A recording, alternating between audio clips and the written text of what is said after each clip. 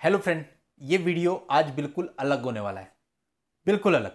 देखिए दोस्तों, मैं आज के इस वीडियो में उन मैट्रिमोनियल केसेज की बात करने वाला हूं जिन मैट्रिमोनियल केसेज में टकराव तो होता है, झगड़े भी होते हैं, लेकिन चीजें भी उतनी खराब नहीं हुई होती।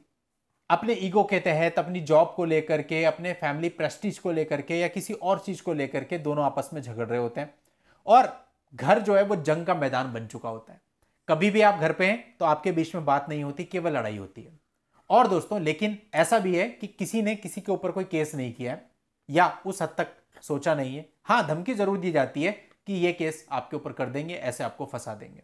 ऐसे मामले में आप स्टक्ड हैं और ऐसे कुछ मामले हमारे पास भी रहे हैं जहां पर इस तरह की चीजें थी। हस्बैंड ने हमको कंसल्ट किया या वाइफ ने हमको कंसल्ट किया। जब उसने अपनी पूरी बात बता दी तो हमको लगा कि यार ये जो मामला है ना, ये अगर हमने इनको ये सजेशन दे दिया, कोई भी लीगल सजेशन दे दिया, तो सारी चीज़ें खराब हो जाएंगी, उसके बाद वापसी नहीं हो पाएगी। तो हमने उनको अलग तरीके बताए। देखिए, होता क्या है, हम लोगों की भी कमजोरी है। इवन बहुत सारी लव मैरिज ऐसी होती है, लव मैरिज वाले बहुत सारे केस आते हैं। सर हमारी तो लव मैरिज थी, हम तो स्कूल से एक दूसरे को जानते थे, हम तो कॉलेज से एक दूसरे को जानते थे। अरे भाई, फिर अचानक से ऐसा क्या हो गया कि शादी के 5 महीने बाद? हमारा तो पिछले 10 साल से रिलेशनशिप था, तो 10 साल का प्यार अभी 5 महीने में, 6 महीने में कैसे खत्म हो गया? क्या हो गया?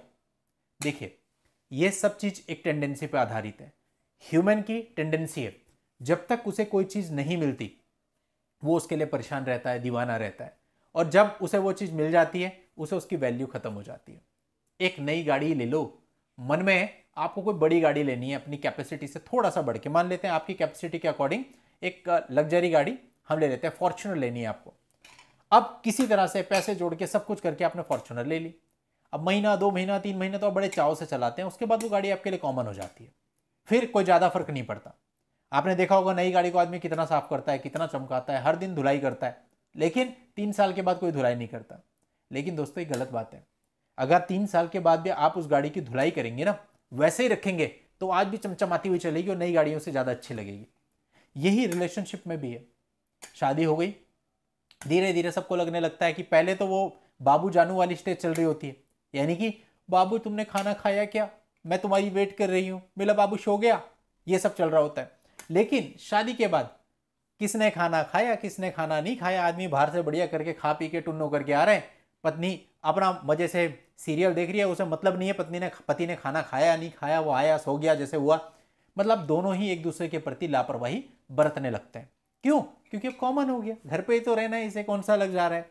अब तो मेरे गिरफ्त में है, पत्नी पति के गिरफ्त में, पति पत्नी की गिरफ्त में, मतलब ज्यादा कोई फर्क पड़ नहीं रहा होता। एक दूसरे की बहुत ज्यादा केयर करनी बंद कर देते हैं और एक दूसरे के साथ हंसी मजाक तक करना बंद कर देते हैं। इवन मैंने तो ऐसे ऐसे लोग देखे जो कहते हैं सर हम तो 1-1, 2-2 महीने रिलेशन ही नहीं बनाते, और जहां झगड़े होते हैं वहां तो 6-6 महीने तक रिलेशन नहीं बनाते। अभी जीते कैसे हो आप लोग?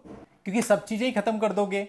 फिजिकल रिलेशन सिर्फ फिजिकल तक सीमित नहीं होते, उससे एक दूसरे के प्रति प्यार बढ़ता है। अब दोस्तों, आपको ये चीजें बदलनी है। आप जब ये चीजें बदलोगे ना, यहाँ पे पति और पत्नी दोनों की बात हो रही है, किसी एक की नहीं। गलतियां हम सब में, बुराइयां हम सब में, इम्परफेक्ट हम सब हैं। तो हम सबको ही अपने अंदर चेंजेस लाने। सबसे पहले शादी के बाद भी आप अपने आप को, ठीक है, थोड़ी बात मैं समझता हूं कि जिम्मेदारियां आ जाती हैं, कई मामलों में बच्चे हो जाते हैं, चीजें पहले जैसी नहीं रहती, लेकिन उसके बाद भी आप अगर अपने आप को वैसे ही मेंटेन करके रखते हो जैसे कि शादी से पहले था, तो आपका रिलेशनशिप हमेशा हेल्दी रहेगा। ठीक, यानी कि अभी भी आप अपने हस्बैंड की टेक केयर कर रहे हो, आप वो अपनी पत्नी की केयर कर रहा है, सारी चीजें वही, और वो भी इधर उधर घर से बाहर ये सब चीजें जो चलती हैं ये नहीं कर रहा है, तरीके से बिल्कुल अपनी वाइफ को टाइम दे रहा है। अभी भी आप लोग वैसे ही घूमने जाते हो, अभी भी आप उसी तरीके से हनीमून पे चले जाते हो 1-1 महीने के बाद, अभी भी आप उसी तरह से मूवीज देखने जाते हो, अभी भी आप वैसे ही रोमांस करते हो, अभी भी अगर आपकी पत्नी किचन में खड़ी है आप पीछे से जाकर के पकड़ लेते हो। तो दोस्तों, चीज़ें बहुत अच्छे तरीके से चलती रहेंगी। लेकिन हम क्या करते हैं, हम चीज़ों को अवॉइड करते हैं। हम छोटी छोटी चीज़ों पे अगर ध्यान देने लगेंगे ना, तो बहुत बड़ी बड़ी प्रॉब्लम से बच सकते हैं। लेकिन हम चीज़ों पे ध्यान नहीं देते, हमें सब बहुत सामान्य लग रहा होता है, लेकिन सामान्य होता नहीं, क्योंकि हृदय परिवर्तन अपने आप होने लगता है जब परिस्थितियां बदलती हैं। तो अपने आप को हमेशा ही शाहरुख खान बना के रखना है, कुछ कुछ होता है वाला, लेकिन सिर्फ अपनी वाइफ के लिए। तो दोस्तों, ऐसे अगर आप लोग करोगे, इस तरह से आप चलोगे, और इसका एक कारण ये भी है कि लोग अपने काम में आजकल इतने व्यस्त हैं कि अपने पार्टनर के लिए उसके पास टाइम नहीं है, चाहे पत्नी हो चाहे पति हो। तो दोस्तों, ये काम धाम ये पूरी जिंदगी चलना है। आप छोड़िए ना काम धाम को, आपको जब अपना टाइम चाहिए, आपको अपना टाइम होना चाहिए। मुझे देखते हो, मेरे चैनल पे बीच में 5-5 दिन वीडियोज नहीं आती। क्या करता हूँ मैं उसमें? घूमने चले जाता हूँ, मजे करता हूँ, इंजॉय करता हूँ, नहीं डालता वीडियो में। क्या होगा? चैनल के व्यूज गिर जाएंगे, इतना ही तो होगा। आपके थोड़ा सा काम कम हो जाएगा कोर्ट का, यही तो होगा। थोड़ी सी अर्निंग कम हो जाएगी, यही तो होगा। लेकिन अगर हम ये सोचें कि ना हमारी तो अर्निंग भी नहीं जानी चाहिए, एक दिन की मैं छुट्टी मारूंगा तो कैलकुलेशन लगाने बैठ जाते हैं कितना पैसे का नुकसान होगा, तो भैया ऐसी जिंदगी नहीं चलती। आप सिर्फ पैसे कमाने के लिए थोड़ी पैदा हुए हो भाई। ठीक है, आप बहुत मेहनती हैं, आप बहुत मेहनत करते हैं, रोज पैसे कमाते हैं, बट इस बीच, इस दौरान आपको अपने मन से थोड़ा सा इस लालच को निकालना भी पड़ेगा कि ठीक है ना, हम 2 दिन पैसे नहीं कमाएंगे, नहीं करेंगे काम, हम इंजॉय करेंगे। फर्क नहीं पड़ना चाहिए, हमें फर्क पड़ता है, हम कैलकुलेशन में पड़ जाते हैं। दूसरा, आजकल लोगों ने लायबिलिटी जितनी ज्यादा अपने ऊपर ले रखी है, शादी होती है, नौकरी लगी नहीं, 50-50 लाख का लोन ले लेंगे, किसी ने फ्लैट खरीद लिया, किसी ने गाड़ी खरीद ली, फिर उसको ढोते रहेंगे। तो भाई जो आपकी अर्निंग आनी है, जब आपकी अर्निंग ही कम होगी, आप लायबिलिटीज के नीचे दब गए, तो फिर प्रॉब्लम तो होगी। क्योंकि फिर अब आपके पास जो पैसा बच रहा है, 1 लाख रुपए आपकी सैलरी है, 20,000 रुपए आपके हाथ में आ रहा है, 20,000 रुपए में आज के समय पे चलाना बड़ा मुश्किल है। तो क्या होगा फिर? आप मान लो वाइफ की कोई चीज है, कोई डिमांड है, कोई पूरी करनी है, भाई नेसेसरी डिमांड्स भी होती हैं, आप उसे पूरा नहीं कर पाएंगे, और फिर आपको कहीं ना कहीं कटिंग करनी पड़ेगी। कटिंग में एक दूसरे का मन भी दुखेगा, क्योंकि कई बार चीजें जरूरी भी होती हैं, वो नहीं ला पाओगे।